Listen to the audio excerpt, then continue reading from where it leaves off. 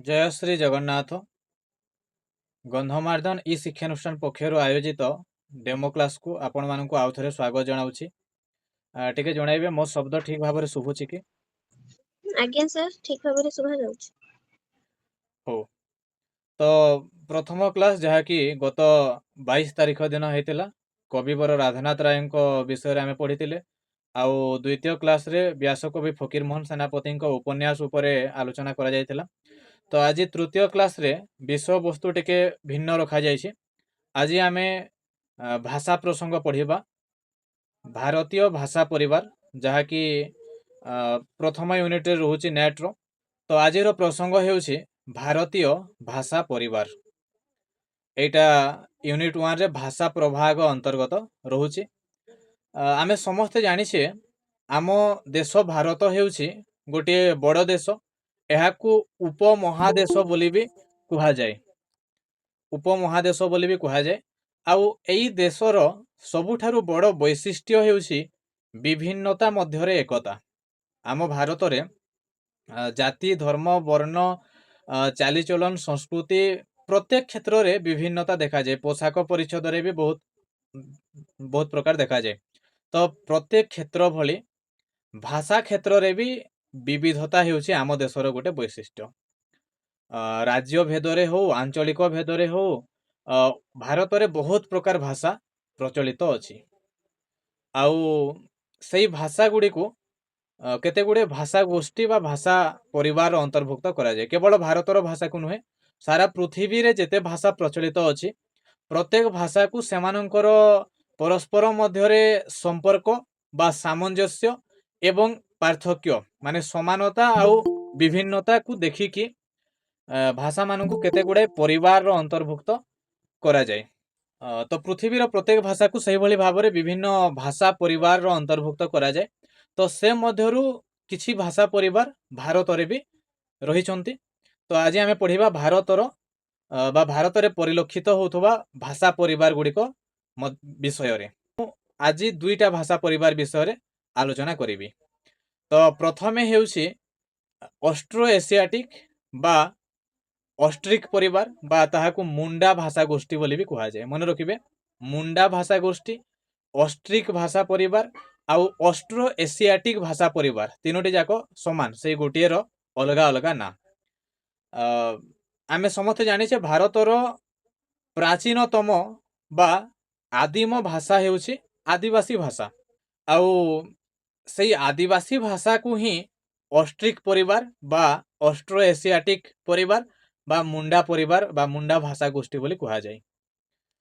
आउ 1961 जनगणना अनुसार ऑस्ट्रिक परिवार रो भाषा रे 65 गोटी भाषार संधान मिली थाए। माने भारत रे 1961 रो जनगणना अनुसार ऑस्ट्रिक परिवार रो मोट 65 टी मातृभाषार संधान मिली। तापरे এই जो भाषा परिवार गुड़िक रहिले এই भाषा परिवार गुड़िक उपरे बा भाषा तत्व उपरे अनेक भाषाविद विभिन्न प्रकार आलोचना सब करिसंती। किसी किसी मतभेद भी परिलक्षित होइथाय। तापरे पाश्चात्य पंडित माने भी बा पाश्चात्य भाषाविद माने भी तांको आलोचना सब करिसंती। भारतीय भाषाविद माने भी आलोचना समालोचना करिसंती। तो से सब भितरे किसी किसी मतभेद भी देखा जाए। तो आमर ए जो अध्ययनर प्रक्रिया रहिबो एहा भितरे माने केते गुडे विशिष्ट भाषाविद को तथ्य को भी आमे आनिबा। तो भाषार जो प्रकार भेद रही ता उपरे मध्य मतभेद देखा जाए। तो ऑस्ट्रिक गोष्ठीर भाषा मुख्यतः दुईटी प्रधान गोष्ठी रे बा दुईटी प्रधान भाग रे विभक्त।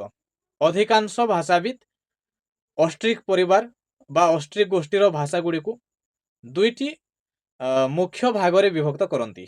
सेटा हेउछि मनखेमर आउ मुंडा। मन रखिबे ऑस्ट्रिक परिवार भाषा मुख्यतः दुई भाग रे विभक्त। गोटे हेउछि मनखेमर आउ गोटे मुंडा। आउ ओडिसा रे विशेष करी जो मुंडा रहिला माने मुंडा विभाग रो बेसी भाषा ओडिसा रे प्रचलित। ओडिसा रे ही मुंडा गोष्ठीर बहु विभाग रही अछि जहाकू आमे आदिवासी भाषा बोली ही कहि थाउ। माने मुंडा गोष्ठीर जेते भी भाषा ओडिशा रे प्रचलित अछि ताकू मूलतः आदिवासी भाषा बोली आमे कहि थाउ जानि थाउ बा सेमिति ही सेटा परिचित। तो ओडिशा रे विभिन्न आदिवासी भाषा प्रचलित अछि। तो सेगुड़िक मध्यरु मुंडा भाषा कहूथिबा लोकंकर संख्या 1,29,110। कंध भाषा भाषी लोकंक संख्या 1,44,922। कुई मानकर संख्या 5,10,907। सांतालींक संख्या 3,58,262। सबरंक संख्या 2,10,981। हो भाषा कहूथिबा लोकंक संख्या 2,03,052। किसान भाषा भाषी संख्या 49,316। এই সংখ্যা গুড়িক মু কই দউছি এইটা মানে বর্তমানর নুহে, এটা 1961 জনগণনা অনুসারে এই সংখ্যা গুড়িক অটে। আউ তা পরবর্তী কোনসি জনগণনার যদি তথ্য মিলে তেবে মুখ্য ক্লাসে সেইটা নিশ্চয় দিয়াଯିବ। আউ এইটা গুড়িক নোট আকারে লিখিত আকারে भी মুখ্য ক্লাস পরে দিয়াଯିବ, কিন্তু ডেমো ক্লাসে নোট দিয়াଯିବ নাই। आउ एई मुख्य भाषा गुड़िक व्यतीत ऑस्ट्रो एशियाटिक भाषा गोष्ठीर आउ केते गुड़े भाषा भी ओडिशा रे अछंती, जेमिति कि जुआंग, खड़िया, भूमिज, कोल्ह इत्यादि। तो 1961 जनगणना अनुसार ओडिशार मोट जनसंख्यार शतकड़ा 24.76 सेतिकी होउछंती कोन माने आदिवासी जनजाति। माने ओडिशार समग्र जनसंख्यार 4 भागरु गोटे भाग आमे कहि परिबा आदिवासी रहउछंती। एटा 1961 जनगणना अनुसारे। तो एबे आउ किछि तथ्य आमे जानिबा ऑस्ट्रो एशियाटिक बा ऑस्ट्रिक भाषा गोष्ठी विषय रे। तो ऑस्ट्रिक परिवार रो भाषा समूह को ऑस्ट्रो एशियाटिक भाषा गोष्ठी बोली मध्य कुहा जाय। आउ किछि पाश्चात्य गवेषक बा पाश्चात्य भाषा तत्वविद जो माने कि आम देशर नुहंती से माने भी एई भाषा गुड़िक उपरे गवेषणा करिसंती, आउ गवेषणामूलक निबंध लिखिसंती, पुस्तक प्रकाश करिसंती, तथ्य प्रदान करिसंती। जदि देखिबा एई क्षेत्र रे जने विशिष्ट व्यक्ति होजंती हडसन। तो हडसन को मतरे भारत रे प्रथमे मुख्यतः 3टी भाषा थिला। हडसन जे कि प्राथमिक पर्याय रे भाषा तत्व उपरे गवेषणा करिकि किछि गुरुत्वपूर्ण तथ्य प्रदान करि जाइसंती, जहा कि परवर्ती समय रे आम भाषा उपरे अध्ययन एवं गवेषणा करिवारे सहायक होइथाय। तो हडसन को मतरे प्रथमे भारत रे मुख्यतः 3टी भाषा थिला, यथा हिमालयान, भारतीय आर्य एवं तामुलियान। मन रखिबे हडसन को मतरे प्रथमे जो 3टी भाषा भारत रे प्रचलित थिला सेटा हेउछि हिमालयान, भारतीय आर्य आउ तामुलियान। हिमालयान, भारतीय आर्य आउ तामुलियान। तापरे सही हडसन माने परवर्ती समय रे एई 3टी भाषा सहित आउ 2टा भाषा को जोड़ी देले। कोन जोड़िले? द्राविड़ आउ कोहल। आगुरु जो 3टा थिला हिमालयान, भारतीय आर्य आउ तामुलियान, ता सहित द्राविड़ भाषा आउ कोहल भाषा को से जोड़ी देले। तो 5 प्रकार भाषा से ओडिशा रे भारत रे थिबा कथा कहिले हडसन। तापरे एई भाषा तत्व उपरे गवेषणा करिथिबा आउ जने विशिष्ट व्यक्ति हेउचंती मार्क्स मुलर। नाटा निश्चय सुनिथिबे, एटी के प्रसिद्ध बेसी। तो 1854 रे मार्क्स मुलर कोन कले, जो कोहल भाषा गोष्ठी जहा आगुरु हडसन कहिथिले, माने हडसन जो 5 प्रकार गोष्ठी कहिथिले से भितरे कोहल थिला। तो से कोहल भाषा गोष्ठी को द्राविड़ गोष्ठी, कोहल गोष्ठी रु द्राविड़ गोष्ठी अलगा करी कोहल गोष्ठी को मुंडा गोष्ठी नाम रे नामित कले किए? मार्क्स मुलर। माने जो कोहल गोष्ठी थिला से कोहल गोष्ठी को मुंडा गोष्ठी नाम रे नामित करिथिले मार्क्स मुलर। तापरे आउ जने भाषाविद काल्डवेल गोटे पुस्तक लिखिछंती। से पुस्तकर ना हेउची ए comparative grammar of Dravidian or the south Indian family of languages. मन रखिबे काल्डवेल भारतर दक्षिण भारतीय भाषा उपरे गोटे गवेषणामूलक पुस्तक लिखिछंती। पुस्तकर नाम हेउची ए comparative grammar of Dravidian or the south Indian family of languages. तो सही पुस्तक रे मुंडा भाषा उपरे से किंचित आलोचना करिसेंती। माने एटा आमे कोन पढुचे माने केमिति भाबरे मुंडा भाषा गोष्ठी बा ऑस्ट्रिक बा ऑस्ट्रो एशियाटिक भाषा गोष्ठीटा आलोचना परिसर को आसीछि सेटा आमे पढुचे। प्रथमे हडसन मुंडा नाम रे कोनोसी भाषा गोष्ठी रखि नथिले, किंतु से कोहलो बोली गोटे गोष्ठी रखिथिले। सेही गोष्ठी को पुनी मार्क्स मुलर मुंडा गोष्ठी नाम रे नामित कले। आउ से मुंडा गोष्ठी उपरे किछि किछि आलोचना करिसेंती किए काल्डवेल तांकर a comparative grammar of Dravidian or the south Indian family of languages सेठारे से किछि किछि आलोचना करिसेंती। तापरे आसुछंती 1866 रे कैंपबेल को बहिरो ना हेउछि इथनोलॉजी ऑफ इंडिया। तो सही इथनोलॉजी ऑफ इंडिया पुस्तक रे कैंपबेल कोहल गोष्ठी को गोटे स्वतंत्र भाषा परिवार भावे वर्णना करिसंती।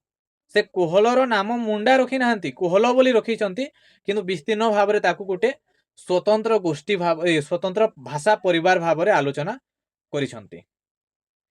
तापरे ए क्षेत्र रे आउ जणे विशिष्ट भाषाविद हेउछंती जॉन बीम्स को विषय रे तांको नाटा निश्चय समस्त शुणिथिबे। तांकर बहुत बड़ अवदान रहिछि आम इतिहास रे बा भाषार इतिहास रे। तो जॉन बीम्स गोटे बही लिखिछंती आउटलाइन्स ऑफ इंडियन फिलोलॉजी जहा कि 1867 रे प्रकाशित। तो जॉन बीम्स को आउटलाइन्स ऑफ इंडियन फिलोलॉजी एवं हंटर साहेबों को a comparative dictionary of the languages of Indian and high Asia एई दुई जनकर बही रे कोन होईछि मुंडा भाषा उपरे आलोचना करा जाईछि। जॉन बीम्स को बही आ हंटर साहेब को जो बही रहिला सेथिरे मुंडा भाषा उपरे किछि किछि आलोचना करा जाईछि। तापरे तार परवर्ती शताब्दी बा 19 शताब्दी रे डब्ल्यू स्मिथ नामक आउ जणे भाषाविद से कौन करिसंती प्रथम करी ऑस्ट्रो एशियाटिक बा ऑस्ट्रिक थ्योरी प्रकाश करथिले। एटा हेउची सबुठारु गुरुत्वपूर्ण तथ्य। ऑस्ट्रो एशियाटिक जो नामटा बा ऑस्ट्रिक थ्योरी, तो एई थ्योरीटा प्रथमे किए वर्णना करथिले से हेउचंती डब्ल्यू स्मिथ। तो जो ऑस्ट्रो एशियाटिक बा ऑस्ट्रिक थ्योरी से वर्णना करथिले सेटा केवल भाषा बा भाषा तत्व उपरे आधारित नथिला। सेई थ्योरीटा जाति संस्कृति आ भाषा एई तीनोटी दिग उपरे आधारित थिला। माने एई तीनोटी दिगरु जो एशिया रो किछि अंचल आ ऑस्ट्रेलिया रो किछि अंचल रो तार जाति भाषा आ संस्कृति भितरे कोन संपर्क रहिछि ता उपरे से आलोचना करथिले, जहा कि ऑस्ट्रो एशियाटिक थ्योरी बा ऑस्ट्रिक थ्योरी बोली कहा जाय। तो से भितरे भाषा कथा भी आसुछि। तापरे आउ जणे विशिष्ट भाषाविद ग्रियर्सन को तांको बही होछि लिंग्विस्टिक सर्वे ऑफ इंडिया माने भारतर भाषा तत्व उपरे एटा गोटे अति मूल्यवान पुस्तक। एहार बोधे दुई भाग अछि, वॉल्यूम 1 आ वॉल्यूम 2। तो लिंग्विस्टिक सर्वे ऑफ इंडिया रो वॉल्यूम 1 रे ग्रियर्सन कोन करिसंती माने आगरु जे मुंडा भाषा उपरे आलोचना सब हेतिला आउ ग्रियर्सन को ठीक पूर्वरु डब्ल्यू स्मिथ कोन करथिले ऑस्ट्रो एशियाटिक थ्योरी उपरे आलोचना करथिले। तो ये ग्रियर्सन कोन करिसंती मुंडा भाषा को ऑस्ट्रो एशियाटिक परिवार रो अंतर्भुक्त करिसंती। मन रखिबे मुंडा भाषा को ऑस्ट्रो एशियाटिक भाषा परिवार रो अंतर्भुक्त किए करिसंती ग्रियर्सन तांकर linguistic survey of India volume 1 रे। आउ ऑस्ट्रिक परिवार को से गोटे पुंखानुपुंख भावे तार विभागीकरण करिसंती ग्रियर्सन। तो से विभागीकरण मो संक्षेप रे कहबी आउ तापरे एई ऑस्ट्रो एशियाटिक परिवार एतिक रे रखी कि भारतीय आर्य उपरे किछि कहबी।